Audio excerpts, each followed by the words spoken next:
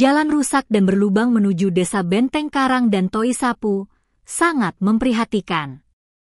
Pasalnya, jalan rusak ini berada tepat pada area terjal, sehingga sangat menyulitkan pengendara yang melaluinya.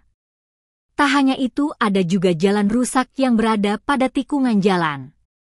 Menurutnya penuturan warga, situasi ini kerap mengakibatkan kecelakaan.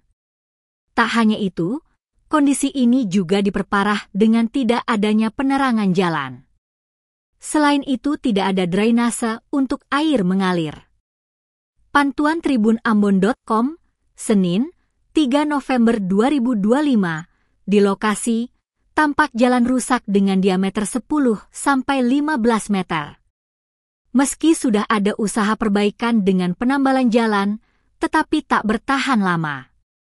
Salah seorang warga, Anes, menyayangkan kondisi ini karena jalan ini tak kunjung menjadi perhatian pemerintah. Tak hanya itu, jalan rusak ini disebutnya pernah diviralkan di media sosial namun hasilnya nihil. Dirinya juga menambahkan bahwa transportasi angkut sampah juga melalui jalan ini menuju tempat pembuangan akhir, TPA. Anes berharap pemerintah dapat memperbaiki jalan ini, mengingat situasi sangat memprihatinkan bagi masyarakat.